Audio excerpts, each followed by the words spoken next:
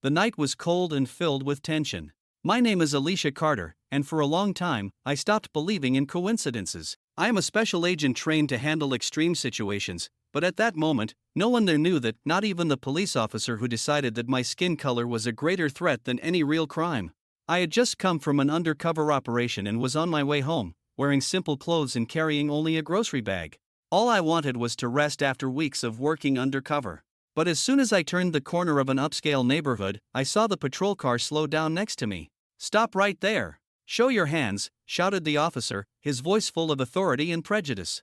I raised my hands, keeping calm, although I knew exactly where this was heading. He got out of the car, a white man with cold eyes, using his badge as a shield of impunity. "What's your problem, huh?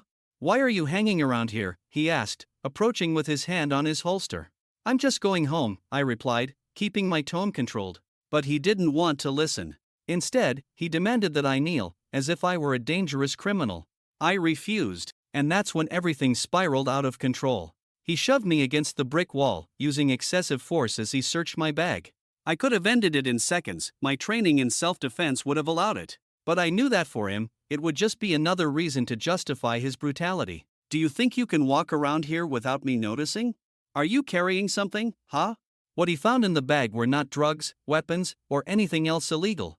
It was a coded document that only a special agent would know how to interpret. His eyes faltered for a moment when he saw the official seal, but pride prevented him from backing down. "And what is this?"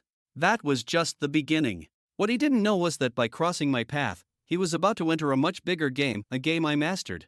The officer's look of disbelief was as evident as the tremor in his hands as he held the document. He had no idea what he was about to face, and I knew this would be the moment to turn the tables, but without haste. I asked, "What is this?" he insisted, trying to sound firm.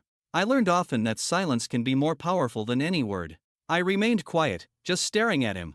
My gaze reflected something he couldn't decipher, and that seemed to trouble him more than any aggressive response. "Are you going to stay mute now?" he retorted, raising his voice.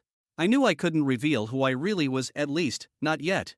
Undercover operations require discretion, and breaking that protocol would not only jeopardize my mission but also my life. "It's just a piece of paper," I replied calmly. He laughed, but the laugh was more nervous than mocking. He was confused, and that was already a point in my favor. However, his pride remained in command, and he would not back down so easily. "Get up," he ordered, pulling me by the arm before I even had time to react. The pain in my wrists as the handcuffs tightened against my skin was a cold and cruel reminder of the reality that millions face daily. I was more than capable of getting out of that, but I knew I needed to wait. He needed to make the final mistake, the one that would change his life forever. On the way to the station, he made a point to display all his power. He drove at high speed, running red lights while narrating, almost as if he were trying to justify his behavior to himself. "Do you think you can do whatever you want? Walk around as if you own the world," he said, his tone full of prejudice. "Women like you think they are untouchable, but not with me." I remained silent. Each of his words was another piece in the puzzle I would assemble later, when I exposed him. At the police station, I was treated like a dangerous criminal. He shoved me into the cell without even bothering to make a proper record. There, however, was where things began to change. One of the detectives, an older man with experienced eyes, entered the room with the document the officer had confiscated. He looked suspicious but also curious. "Where did you get this?" he asked, getting straight to the point. "I'm a special agent," I replied, revealing part of the truth for the first time. The racist officer was in the room, and the smile on his face vanished instantly. "Lie! She's a fraud," he shouted, trying to regain control of the situation. "Calm down, Johnson," the detective said, raising a hand. "If what she's saying is true, you just arrested someone who was above your jurisdiction." The silence that followed was almost deafening. I could feel the panic growing in Johnson. He knew that if I were who I said I was, his career was at stake. The detective asked to speak with me alone, and Johnson was forced to leave the room. As soon as the door closed, the detective leaned toward me. "Prove it," he said, handing me the document. I opened the paper and showed the encrypted code that only a trained agent could decipher. I wrote a sequence of numbers and words that revealed my identity and authorizations. He looked at the document, then at me, and his eyes widened. "My God, you are telling the truth. And what if I weren't?" I asked, with a slight smile. "Why do you think I'm the only one who can decipher this?" The detective was silent for a moment before leaving the room. It didn't take long for the situation to completely turn around.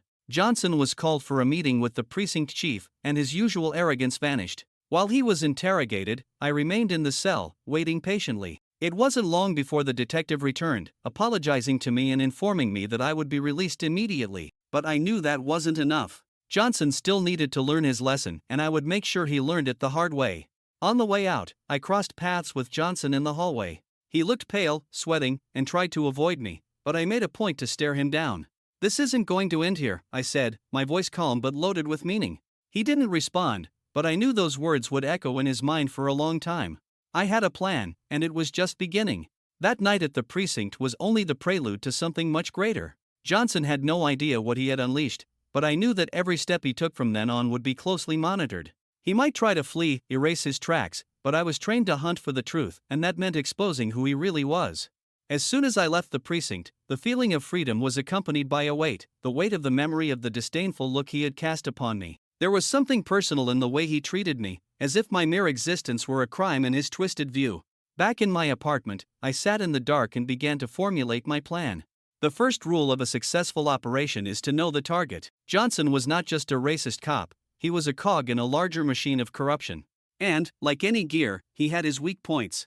The next day, I met with a trusted colleague, Mark, who also worked at the agency. He was a specialist in cybersecurity and tracking. After briefly explaining what had happened, without too many details to preserve the operation, I asked for his help in gathering information about Johnson. "This is going to be complicated, Alicia," Mark said while typing on his laptop. "If he's involved in something shady, he's likely tried to cover his tracks." "He's not as smart as he thinks," I replied. Mark smiled. "I like your confidence. Let's see what we find." It didn't take long for Johnson's history to start unraveling. A series of hushed incidents surfaced, allegations of abuse of power, excessive use of force, and even suspicions of involvement in extortion schemes. However, all of it seemed to disappear before any serious investigation could be opened. "He has a protector," Mark concluded. "Or several," I added. My next step was to analyze who was around Johnson: supervisors, patrol partners, even personal friends, anyone who might be involved. Every name I noted was a piece of the puzzle I was assembling. Meanwhile, Johnson was beginning to feel the weight of the consequences. At the station, the detective who had confirmed my identity was putting him under pressure. Johnson's actions were already being questioned, and his unshakable confidence was starting to wear thin. "Do you understand what you did?" the detective asked, crossing his arms as he stared at Johnson in a conference room. "You arrested a special agent without any legitimate reason. That's not just a violation of rights, it's a disaster for the department." Johnson tried to defend himself, saying he was just following protocol, but his excuses were weak, and he knew it. His boss wasn't willing to overlook the mistake this time, especially since my case could easily become a public scandal. Meanwhile, I continued my investigation. I discovered that Johnson had a pattern of behavior. He often targeted vulnerable people, especially minorities, in wealthier neighborhoods, always finding some excuse to exert his authority. He didn't act alone, he was part of an informal group within the police force that used the badge to intimidate and profit. But what really caught my attention was a recent bank transaction that didn't make sense. A large sum of money had been transferred to Johnson's account from an apparently legitimate company. Mark, with his skills, managed to trace the source of the money to a money laundering network connected to a well-known local businessman. "This is big, Alicia," Mark said, spinning the laptop around to show me the connection. "If you pull this thread, you're not just going to take down Johnson. You're going to expose a lot of powerful people." "That's exactly what I want," I replied. As I moved forward, Johnson began to realize something was wrong. People around him started avoiding him, and he received wary looks from his colleagues. Even so, his arrogance prevented him from believing I was behind it all. One night, he decided to come to my house, perhaps trying to intimidate or even force an apology. When I opened the door and saw him standing there, hands in pockets and a look of nervousness, my first reaction was to smile. "Can I help you?" I asked, as if I didn't know exactly why he was visiting. "Look, I just came to say I'm sorry for what happened. It was a mistake." "A mistake?" I repeated, tilting my head.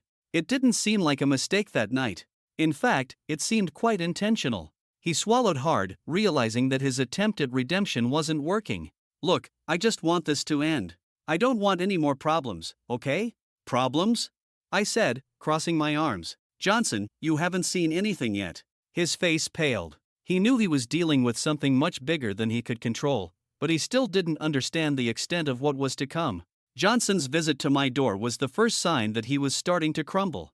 As he backed away, hurried and visibly shaken, I couldn't help but feel I was on the right track. But there was still much to be done. The next morning, I reached out to the detective who had recognized my position on the night of the arrest. I knew he was a crucial piece in my plan. He knew the system inside out and had information that could help me expedite the exposure. "Detective Harris, it's me, Alicia Carter," I started. "I need your help. I can't go into too many details, but Johnson is part of something much bigger, and I need concrete evidence." "Are you saying he's not just a bad cop?" Harris asked, already intrigued. "I'm saying he's part of a corruption scheme that goes far beyond what you imagine." There was a brief silence on the other end of the line before he responded. "I'm listening." Meanwhile, Johnson was starting to feel the pressure mount. His colleagues at the station began to treat him coldly, especially after Harris reported the incident to the police chief. Although Johnson hadn't been formally charged with anything, rumors began to circulate, and he knew his position was at risk. He started taking desperate measures to protect his own skin. He tried to cover his tracks, bank movements, suspicious messages, and contacts with influential figures. But he didn't know I was already one step ahead. With Mark's help, we tracked his recent activities and found something incriminating: messages exchanged with a local businessman, Gerald Donovan, who was already suspected of funding illegal operations in and out of the city. The messages were explicit: Johnson had received money in exchange for protecting trafficking operations in his jurisdiction. That was the link I needed. One night, while monitoring Johnson's house from a distance, I noticed something curious. He rushed out, carrying a briefcase and looking over his shoulder. Something was happening, and I needed to find out what it was. I decided to follow him. I drove cautiously, keeping a safe distance as he crossed the city. He parked in front of an abandoned warehouse, a location that clearly wasn't on the list of places a cop should be. From my car, I watched as he met a group of men, all looking suspicious. One of them, tall and well-dressed, was unmistakable: Gerald Donovan. "Are you sure you can control this?" I heard Donovan say, his voice echoing in the silence of the warehouse.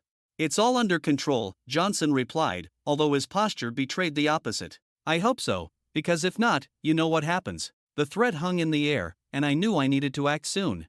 The next morning, I brought my findings to Harris. I presented the evidence that Mark had gathered: messages, bank transactions, and now, visual evidence of the meeting between Johnson and Donovan. "This is enough to open a formal investigation," Harris said, examining the documents. "It's not just about opening an investigation," I corrected. "We need to make it public. If we do this behind closed doors, they will find a way to cover everything up." Harris hesitated but agreed. He knew the case was too big to be solved internally. As the investigation began to gain momentum, Johnson started to realize he was being cornered. He received a subpoena to testify and tried everything to escape the situation, but each attempt only made him seem more guilty. In a last-ditch effort to regain control, he went to Donovan, demanding help. "You put me in this situation, and now you have to get me out," he shouted, banging on Donovan's luxurious office desk. Donovan, however, just laughed. "You knew exactly what you were getting into, Johnson. Now, if you can't handle it, that's your problem." Johnson stormed out furious, but his desperation made him even more reckless. He began to stalk my house, probably trying to find a way to intimidate me. One night, I heard footsteps outside and knew he was there, but this time, I was ready. I opened the door before he could knock, surprising him. "Did you come to ask me for help?" I asked, my tone dripping with irony. "I just want you to stop," he replied, almost pleading. "Stop?"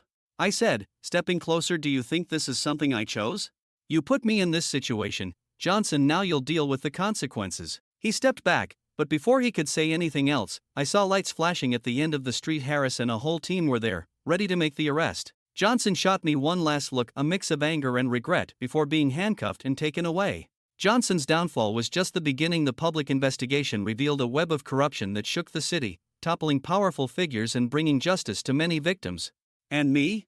Well, my mission was accomplished. With Johnson arrested and the public investigation gaining momentum, the case began to take on proportions that even I hadn't predicted. Within days, the news was filled with headlines about the downfall of a police corruption scheme, mentioning both the financial involvement and the racist practices that had long been covered up. Still, I knew that Donovan, the businessman who controlled much of these operations, would not be so easy to take down. He was smart, had power and resources, and, unlike Johnson, knew how to hide his movements. My next mission was clear: find enough evidence to directly connect Donovan to the criminal activities he financed. For that, I decided to work again with Mark, who was as committed as I was to bringing the truth to light. That morning, while we reviewed documents and hacked files from Donovan's shell companies, Mark found something interesting.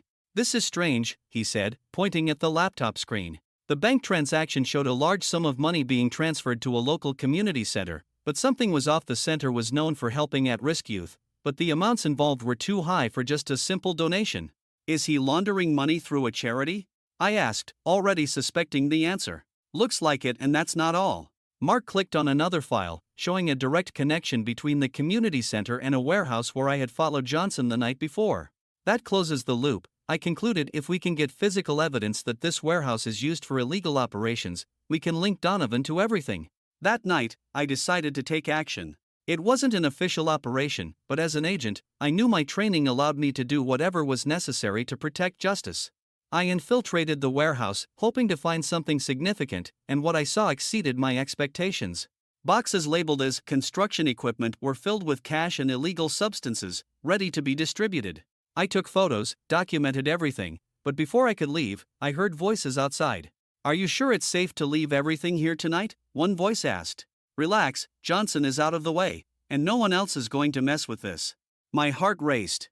There was no time to escape without being seen, so I hid behind one of the stacks of boxes and waited. The men entered, inspecting the boxes, unaware of my presence. When they finished, they left again, laughing and discussing their future profits. Once I was sure I was alone, I left the warehouse and returned to the car, the evidence in hand. The next day, I presented the evidence to Harris. He was incredulous when he saw what I had discovered. "This is enough to arrest Donovan and his whole crew," Harris said, holding the photos. "But we need to be strategic. He has a lot of influence, and a poorly planned operation could give him time to escape. Then we need to act fast and in a coordinated manner," I replied. And that's exactly what we did. 2 days later, a joint operation between local police and federal agents was set up. The main target, Donovan and his associates. Every move was calculated, every entry planned to minimize risks and ensure successful arrests. On the night of the operation, the warehouse was surrounded, and those involved were caught off guard. Donovan, who was in his luxurious office, received the news over the phone, but had no time to react before agents stormed his property and took him into custody. As he was handcuffed, I tried to remain professional, but I couldn't help but feel a personal satisfaction. "This is a mistake," Donovan shouted as he was led away. "You don't know who you're dealing with." "Actually, we know exactly who we're dealing with," I replied, crossing my arms as I watched him being put into the squad car. With Donovan out of the way, the case garnered even more media attention. The evidence we had collected was overwhelming, and he had no choice but to cooperate, providing names of others involved in exchange for a reduced sentence. For Johnson, things didn't end well either. His collaboration with Donovan was just the beginning of a long list of charges that led to him being sentenced to years in prison. He tried to claim remorse and even cooperate, but his previous actions spoke louder than any excuse he could offer. As I watched the developments of the case unfold, I felt a mix of relief and satisfaction. I knew there was still much to be done. The racism and corruption wouldn't disappear with the fall of a few players. But that was a step in the right direction. More importantly, the story wasn't just mine. It was about all the people who, like me, had faced injustices without a way to defend themselves. This time, we managed to turn the tide. With Donovan and Johnson out of the picture, the dust seemed to begin settling, but the reality was that this case had exposed something much bigger than we expected. The network of corruption, extortion, and racist practices was ingrained in various institutions of the city, and bringing down these two men was just the beginning of a much broader struggle. As I reviewed the final reports from the operations and the gathered evidence, I received an unexpected call. Harris era. His voice carried an urgency that I recognized well. "Alicia, I need you to come to the department now. There's something you need to see." My heart raced. I knew that in the world we lived in, a victory was never guaranteed. There were always retaliations, hidden risks. "I'm on my way," I replied, grabbing my things. I arrived at the department and went straight to the conference room, where Harris was waiting for me. He had a tense expression, and beside him, Mark was on his laptop.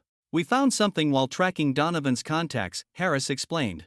"We thought it would all end with him, but it seems there's one more layer to this scheme." Mark turned the screen towards me, showing a complex diagram of connections.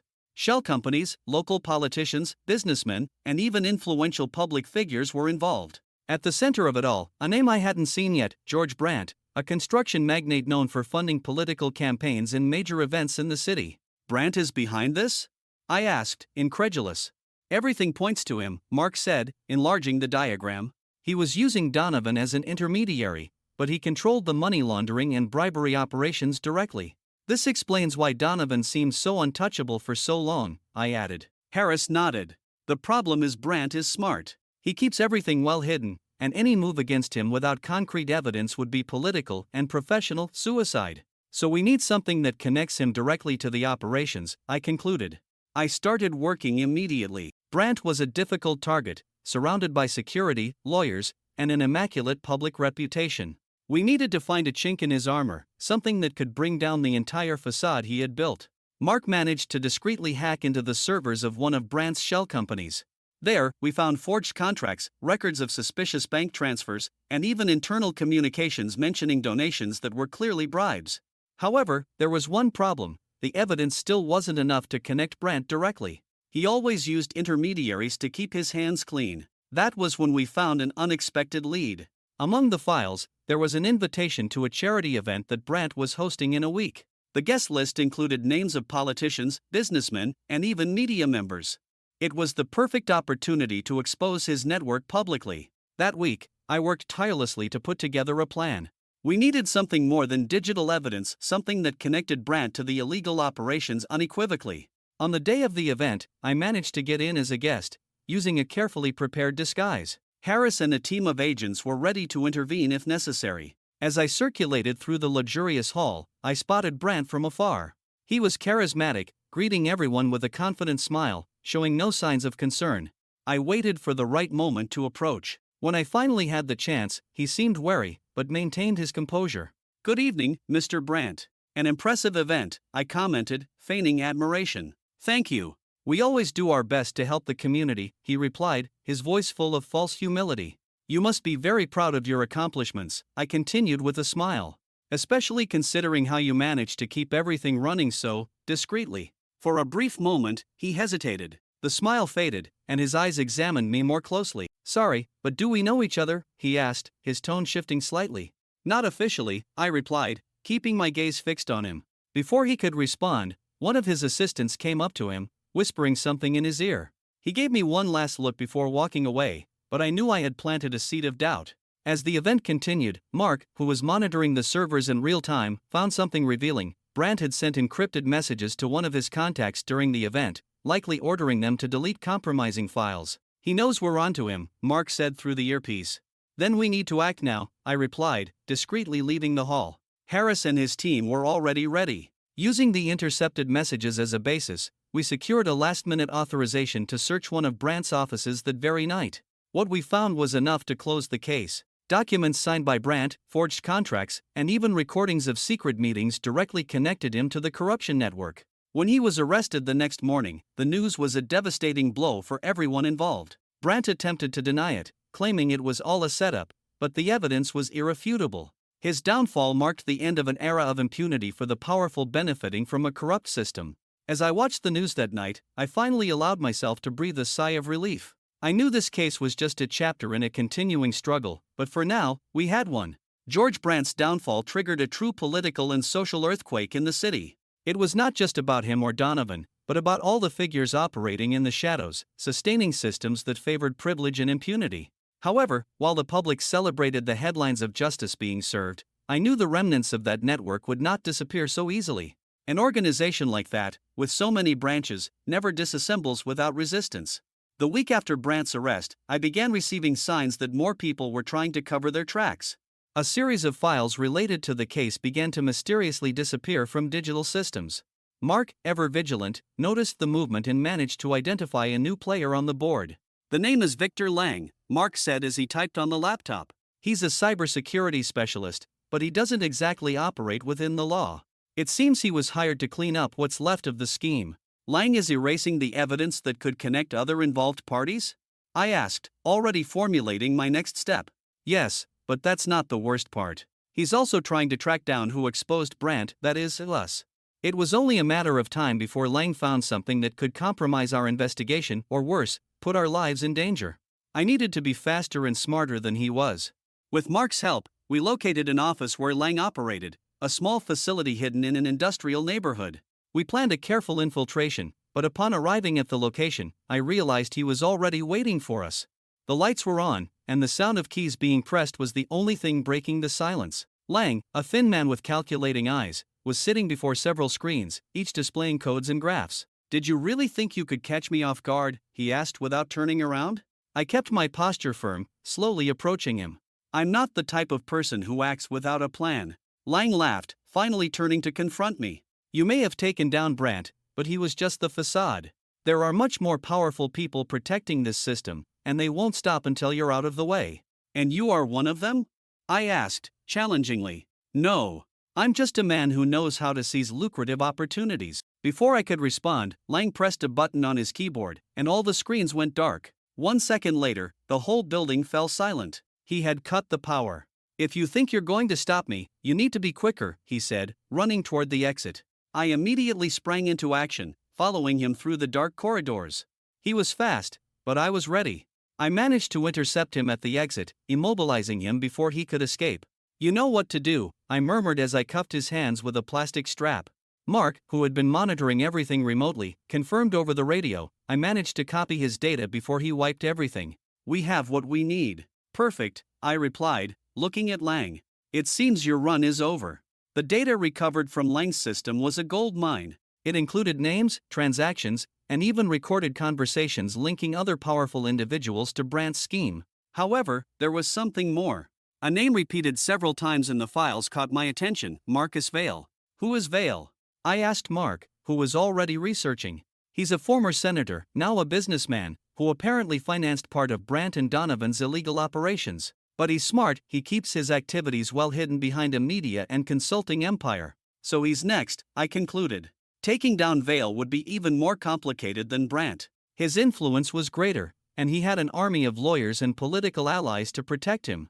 But the evidence we got from Lang was strong enough to initiate an official investigation. With Harris leading the prosecution and Mark providing technical support, we built a solid case against Vail.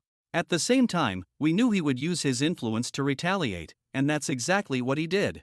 The smear campaign started immediately. My name and reputation were dragged through the mud, with false accusations surfacing on every news outlet controlled by Vail. He tried to paint our operation as a political conspiracy, claiming he was being unjustly persecuted. But I didn't let it shake me. With the support of Harris and other agents who had become allies throughout the case, we organized a press conference, revealing all the evidence against Vail.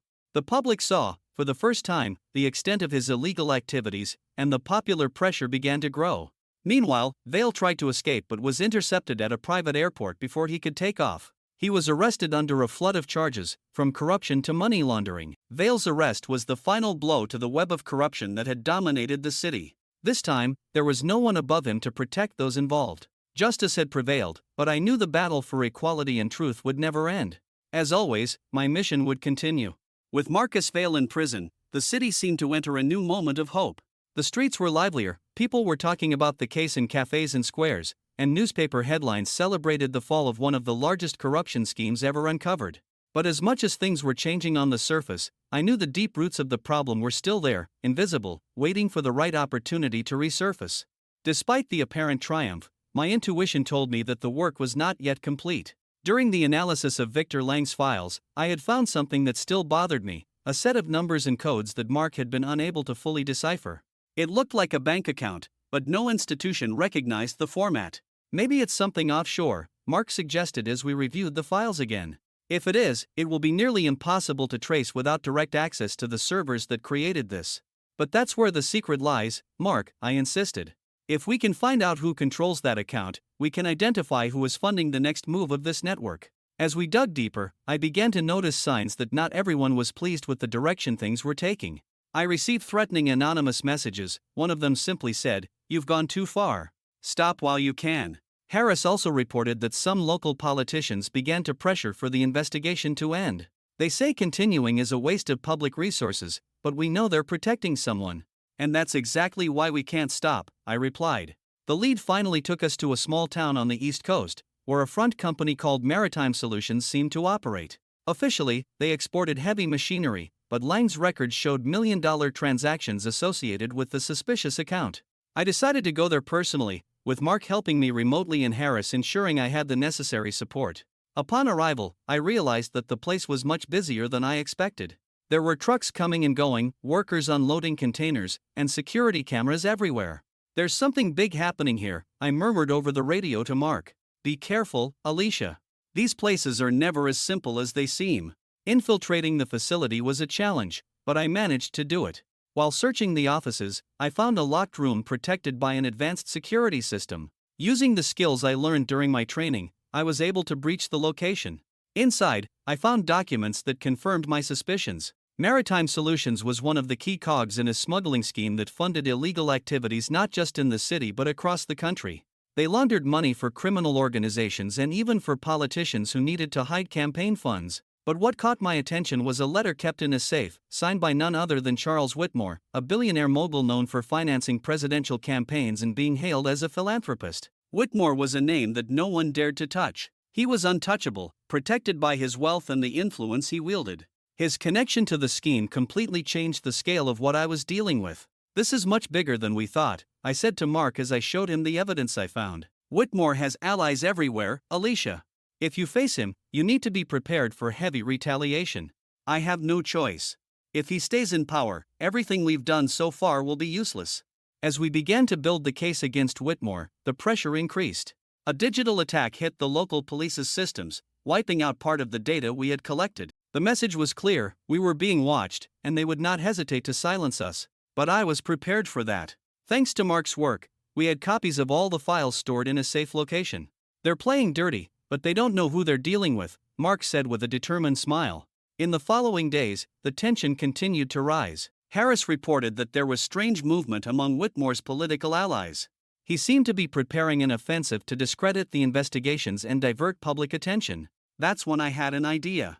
To defeat someone like Whitmore, who controlled both power and the public narrative, we needed to expose his true face in a way he couldn't control. "We need to take this directly to the public," I told Harris. "You mean a press conference?" "No. I mean something bigger. I want everyone to know what's happening before he has a chance to react." We decided to launch a digital documentary, with all the evidence presented clearly and forcefully. Mark worked tirelessly to edit the material while Harris and I gathered statements from victims, witnesses, and even some former allies of Whitmore who were willing to speak. On the night of the launch, the entire city seemed to be watching. The impact was immediate. Within hours, the video was shared millions of times, and the pressure on the authorities increased exponentially. Whitmore tried to counterattack, but the wave of public outrage was so great that he quickly lost allies. Days later, he was formally charged and arrested while attempting to leave the country. The victory was bittersweet. I knew the fight was far from over, but at that moment, we had dealt a significant blow to a system that seemed invincible. My mission continued, but for the first time, I felt the scales were beginning to tip to the right side.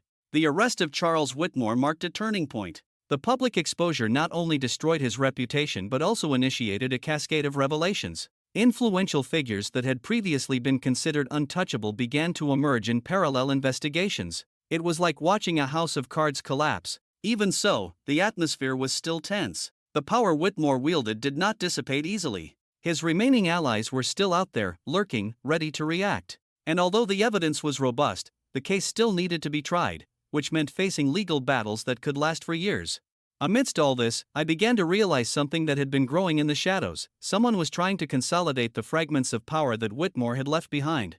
During a detailed review of the confiscated documents, Mark found mentions of an unknown figure, referred to only as Orion. This name came up in several encrypted conversations among Whitmore's associates, Mark said, enlarging the excerpts on the screen. It seems he was some sort of advisor, someone who stayed in the background, guiding the decisions. "Do you think he might have taken control now that Whitmore is out of the game?" I asked, examining the information. "It's quite possible. He was cautious, never left direct traces, but these messages show he was deeply involved." Finding Orion became our priority. Unlike Donovan, Johnson, or even Whitmore, he didn't have a public presence. There were no photos, records, or even a known real identity. It was as if he was a ghost, a legend used to scare or manipulate. To track Orion, we had to go beyond digital evidence. Mark and I decided to approach former associates of Whitmore who were now cooperating with the investigations. One of these allies, an accountant named Edward Banks, seemed to have information that could help us. "I only dealt with him once," Banks said nervously as he adjusted his glasses. He didn't use his real name, of course. But he was intimidating. He knew everything about everyone in the room, even things no one else knew. Can you remember anything that might help us find him? I asked, trying to stay calm. He mentioned a place, Banks said hesitantly. Something about a private club in New York. It was where he held meetings with important people. With this information, I started to formulate the next step. Discovering which club it was wasn't difficult. There was only one elite circle in the city that matched Banks' description. Called the Orion Club, the institution was so exclusive that its existence was hardly known. Gaining access would be a challenge. Fortunately, my training as a special agent provided me with the necessary tools. With a false identity and Mark's help to hack into the club's systems, I secured a temporary invitation. The atmosphere of the Orion Club was opulent and intimidating. Crystal chandeliers illuminated halls adorned with rare art pieces. Conversations were muted, and every face seemed to belong to someone who commanded some part of the world. I spent hours circulating the venue, observing and listening. Finally, I heard something that caught my attention. A group of men was conversing in low tones but clearly mentioned Whitmore and recent events. Now that Whitmore is out, Orion is our best chance to keep things under control, one of them said. He's always one step ahead, another replied. He's already planning the next move. I approached, pretending to be interested in the buffet, and casually dropped a glass, drawing their attention. Excuse me, I'm clumsy, I said, smiling politely. They glanced at me briefly but soon returned to their conversation. I seized the moment to discreetly activate a listening device I had hidden in a brooch. I left quickly, raising no suspicions. When I analyzed the recording later, I discovered a crucial clue. Orion was organizing a meeting at a remote location, a secluded mansion that served as a temporary operations center. This was the opportunity one needed. With Harris and a team of agents, I planned an operation to intercept the meeting. The mansion was protected by heavy security, but we managed to infiltrate without being detected. Inside, we found something unexpected. Orion was not just one person. It was an identity used by several powerful figures to conceal their operations. The meeting was actually a conference of leaders who had supported Whitmore and were now seeking to reorganize their networks. We got them all at once, Harris said as we watched the scene on the monitors. The operation was a success. Every person in the room was arrested, and the evidence we collected was enough to dismantle what remained of Whitmore's network. But even so, something troubled me. During the operation, I found a letter addressed to Orion, signed by someone who was not present at the meeting. It was a reminder that, no matter how many battles we had won, the war against corruption and abuse of power would never entirely end. The discovery that Orion was more than one person, a codename shared by an entire network, added a new and dangerous layer to the investigation. The operation at the mansion had been a success, but it was clear that there were still loose ends. The letter I found during the operation was proof of that. The message was succinct but disturbing: Orion is not the end. If you have made it this far, congratulations. But remember, those who really govern are never seen. The next move has already begun. There was no signature, but the weight of the words was undeniable. While most were celebrating the victory, my mind was restless. Who had written that? And what did the next move mean?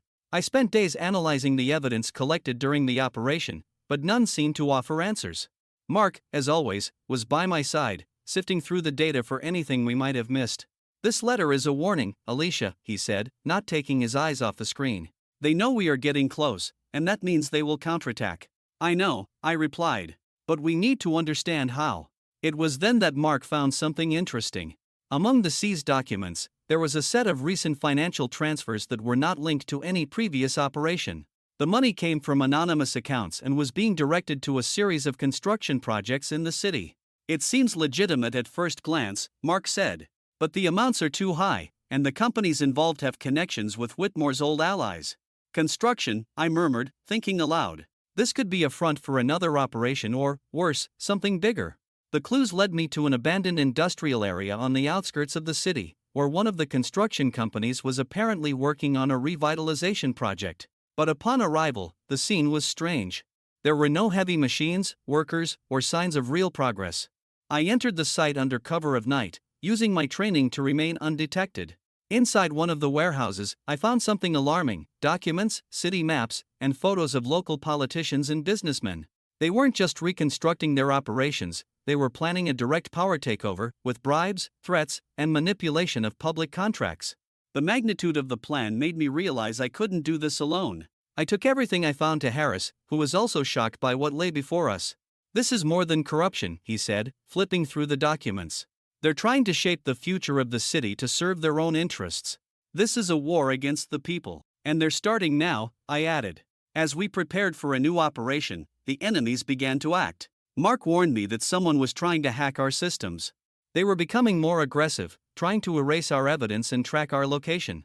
If we aren't quick, they'll find us before we can act, Mark said as he worked frantically on the computer to block the attacks.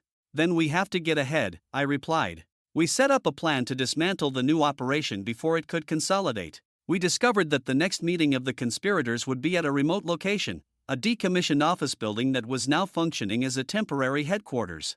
With Harris leading a team of agents and me working behind the scenes, we coordinated a meticulous attack. We knew that this time they would be more prepared. When we stormed the building, the confrontation was intense. The conspirators had hired armed security, and the tension was palpable. Despite this, we managed to breach the defenses and access the upper floors, where we found the leaders of the operation. Among them, an unexpected figure, Gerald Donovan, who was supposedly cooperating with the authorities. Did you really think I would just accept defeat? Donovan said, with a cynical smile, as he was being handcuffed. You can arrest me again, but there will always be someone else to carry on the work. With the arrest of Donovan and the other leaders, we managed to temporarily interrupt the network's plans. But his words echoed in my mind. He was right. No matter how many were arrested, others would take their places as long as the system that allowed their existence remained intact. In the following days, I published a detailed report on everything that had been discovered. My goal was simple: to ensure that the public was aware of what was happening. The response was immediate. Protests erupted, pressure on politicians increased, and for the first time, there seemed to be a real movement to reform the corrupt institutions. Even so, I knew there was no time to relax. The letter I found in the mansion was still a grim reminder that the true enemy was lurking, waiting for the next opportunity. And me? I would continue to wait as well, ready for the next move. Despite the victory against Donovan and the leaders of the new operation, the feeling of something unfinished persisted. There were still many unanswered questions, and the warning in the letter found in the mansion continued to haunt my thoughts. Who was really behind all this? Mark, as always, was ahead, trying to connect the dots between the different factions we had dismantled. This corruption network isn't just local, he said, typing frantically on his computer. I'm finding connections to other cities and even to international groups. It seems they operate like independent cells, but all answer to something larger. Something larger, or someone larger, I replied, thinking out loud. Among the recovered evidence, one clue drew our attention to a figure known only as Cassandra. Her name had appeared in intercepted messages during the operation in the commercial building. It wasn't clear who she was or what she did, but it seemed her influence extended beyond what we had faced so far. Harris was skeptical. Are you sure it's worth pursuing this? We've dismantled a good part of the network already, and exposing Cassandra could be like poking a hornet's nest. If we don't find out who she is, all our work might be undone, I replied firmly. The investigation into Cassandra led us to a circle of elite businessmen and politicians with ties to the previous operations. It was an even more closed environment than the exclusive club I had infiltrated before. This time, getting information would require a completely different approach. Mark managed to track down a series of charity events that seemed to be used as a front for clandestine meetings. One of them was set to take place in Washington, D.C., in a few days. The event had a grand theme, charity for early childhood education, but we knew the real business would be conducted away from the spotlight. Getting an invitation wasn't difficult, but entering with equipment and preparing my approach was another challenge. On the night of the event, the atmosphere was as opulent as it was discreet. Well-dressed men and women conversed in closed circles, and the sound of crystal glasses clinking filled the air. But what interested me was a room in the back, accessible only to the most exclusive guests. Using the disguise I had created, I managed to infiltrate, and as I walked through the hallways, I finally heard the name I was looking for. Cassandra is satisfied with the progress, a masculine voice said, muffled by the half-closed door of a meeting room. She wants to ensure that nothing connects us to the previous operations. The risks are too high now. I leaned in to listen better, but before I could catch more information, the door suddenly opened. A tall, well-dressed man walked out, nearly reaching me. Can I help you? He asked, suspiciously. I was looking for the restroom, I replied, feigning innocence. He gave me a skeptical look but pointed in the opposite direction before moving away. After that incident, I knew I needed to leave before I drew more attention.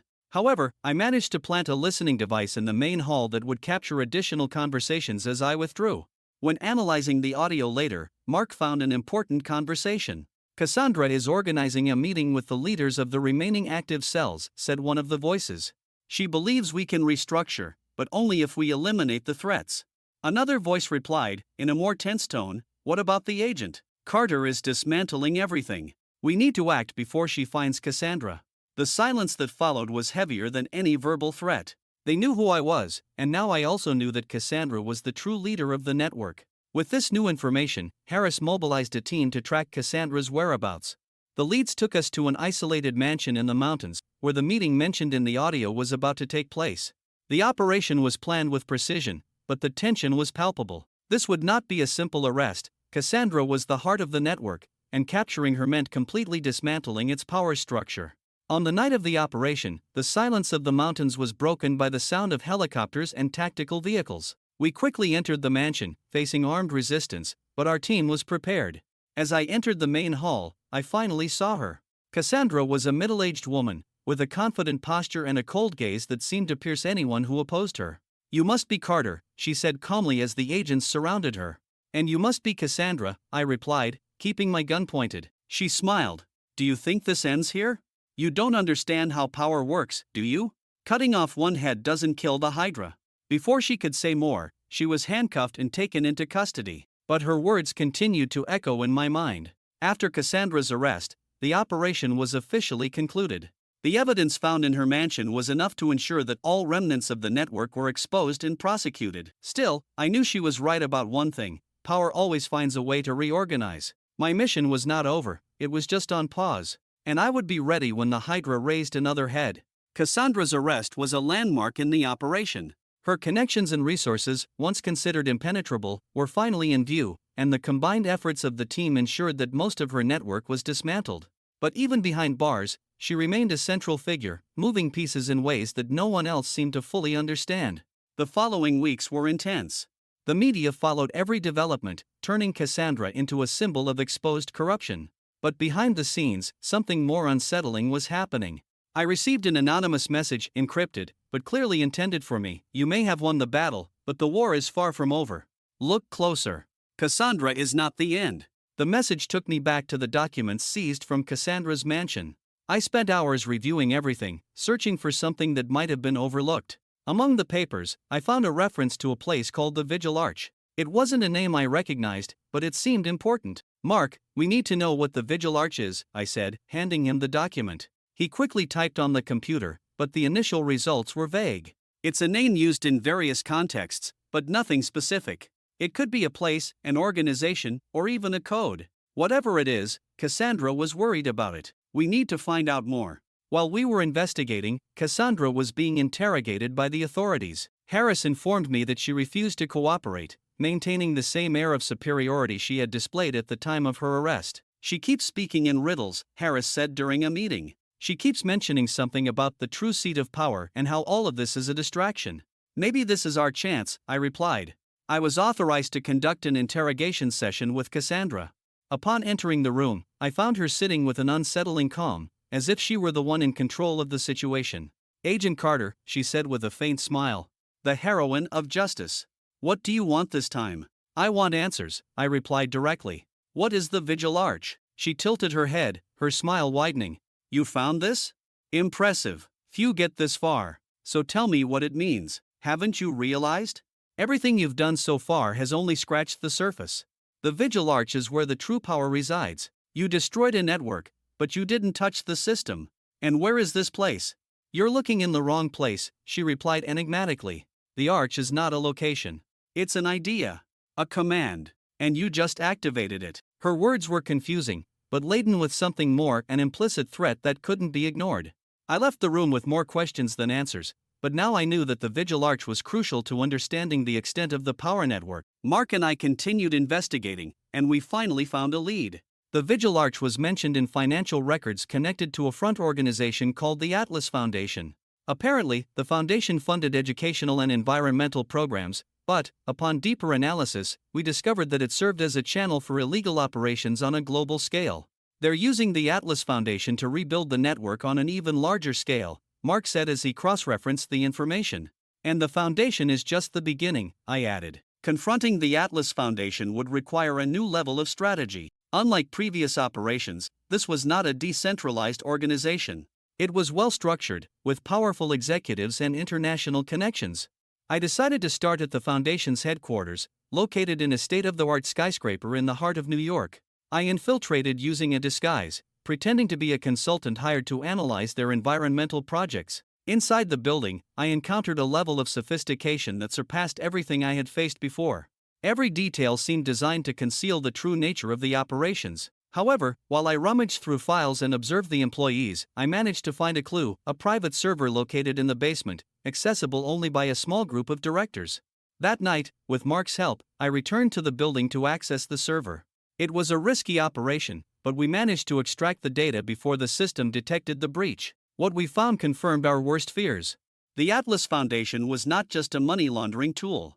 It financed political campaigns, bought influence in governments, and organized illegal operations in more than a dozen countries.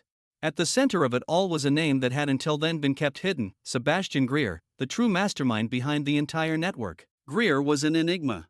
Almost no public information was available about him, but the data we found showed that he was the architect of the Vigilance Arc. His plan extended beyond corruption and extortion. He was shaping global policies to consolidate a new power system.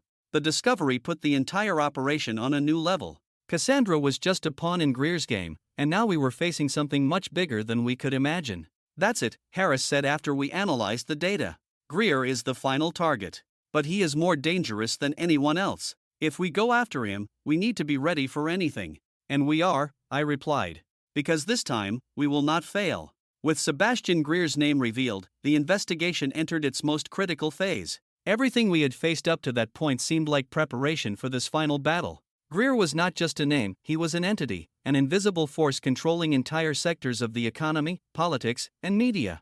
As we reviewed the Atlas Foundation server data, it became clear that he had prepared for situations like this. Greer left no direct traces.